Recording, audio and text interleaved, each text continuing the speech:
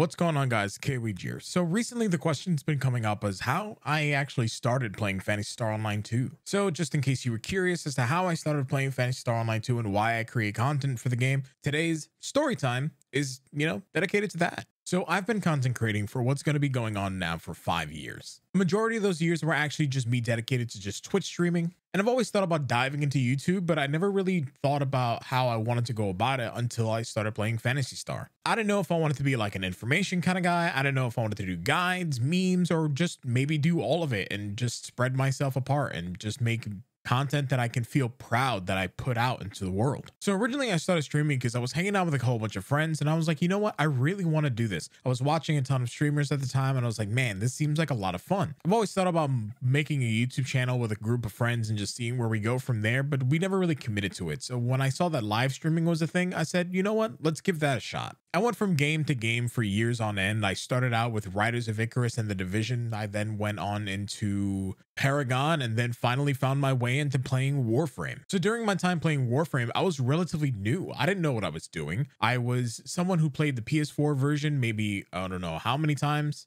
Then I had quit and then I finally decided to play the PC version. So I spent, I don't know, for the better part of 2 years, not only creating content for the game, but relearning and then distributing that information to so many other people around. And I want to say that it was the better part of my career, but unfortunately it kind of wasn't. The development team was amazing, everyone that I met as far as content creators are concerned, but I developed some really bad habits when it came to content creation during that time. Sure, playing Warframe was a ton of fun, but I had just finished coming from the Paragon community and I had developed an ego. Now you might immediately be thinking, a content creator with an ego? Oh man, that's nothing crazy. But the truth is that I didn't just develop an ego. I developed one of those things where it's kind of like an ego, but it's like I felt entitled. And it took me some really good friends to be able to pull out of that. And then over the time that I had that going, a lot of self-doubt kind of reared its ugly head. Some of it still hits me today where I'm like, maybe I'm not good enough to be a content creator. But having realized a lot of the dumb shit that I did really hit me in a way that I didn't expect. So anyway, I started finally learning my place when it comes to content creation. I remember why I even built my first computer so that way I could even start streaming to begin with.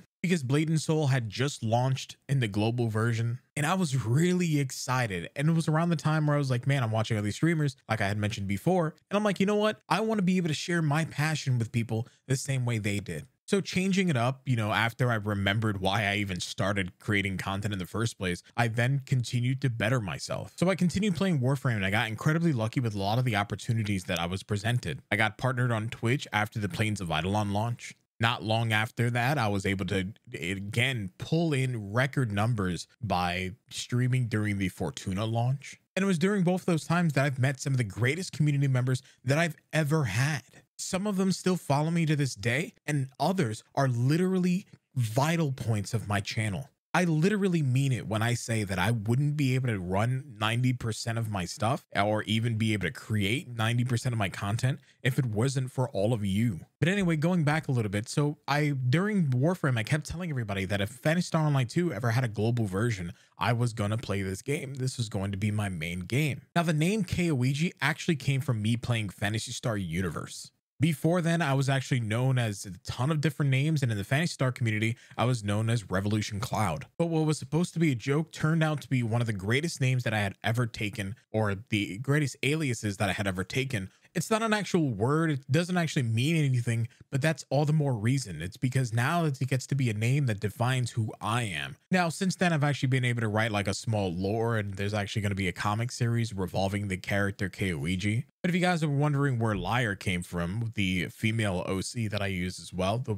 basis of my Phantasy Star Online 2 global character, that was actually started by the community themselves, people just like you. When I finally settled on what I wanted Keowiji to look like, somebody then gender bent that and made it a thing. And I liked it so much that I decided to take it. I was like, can I use this? Can this continue being a thing? They said yes. So I ran with it. But anyway, before I get on a tangent, I just want to say again, thank you all. Finally, once they made the announcement of Phantasy Star Online 2 coming to global, that's when I decided that I wanted to actually take playing Phantasy Star Online 2 seriously. Because now, as a content creator, as somebody who's going to be able to share their passions for the Phantasy Star franchise, I could then do that and not, have to convince people to download the Japanese version. Now, I could have continued to play Phantasy Star even before then, which I kind of started to, or at least tried. I played the C version, that didn't really pan out. I played the Japanese version, when it was finally able to have the tweaker.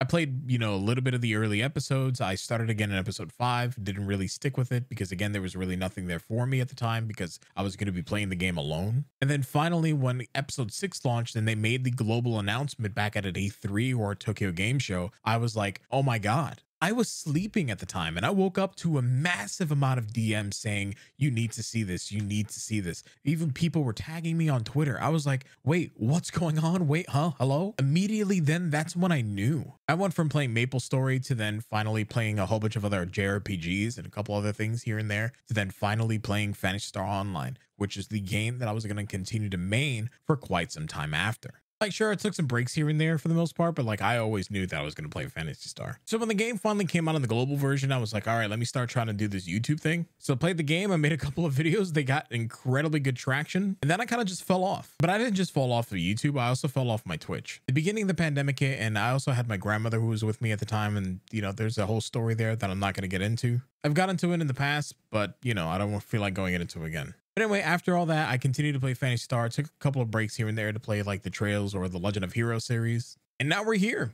Now you might be wondering like, well, how or why do you continue to play Phantasy Star? And a lot of the reason is because this is a game that I just really enjoy. There's nothing really as social out there as the Phantasy Star series, really. I think what's cool is that I not only get to be able to interact with my community both on and off stream playing the game, but now as I continue to dive deeper into the lore of the game, I'm only just now experiencing the story at the time of recording this video. And what I mean by that is like actually episode 5 and 6 story. I've done 1 through 4 before, but either way, like I don't think there's any other game that gives me the same feeling and passion as Phantasy Star. Like there are other games that I really enjoy and there are other games that I really like being a part of community wise, but I really don't think there's anything like Phantasy Star out there for me. So as we continue to move into the future and as New Genesis begins to roll out, I can't help but thank you, all of you. Even more than that, I really hope that I can continue to entertain or even inform you guys long into the future. But anyway, guys, thank you guys again for watching as always. Thank you for listening to my,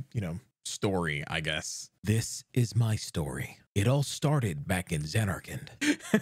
But anyway, guys, thank you guys again for watching as always, or listening in this case. Stay awesome, stay beautiful.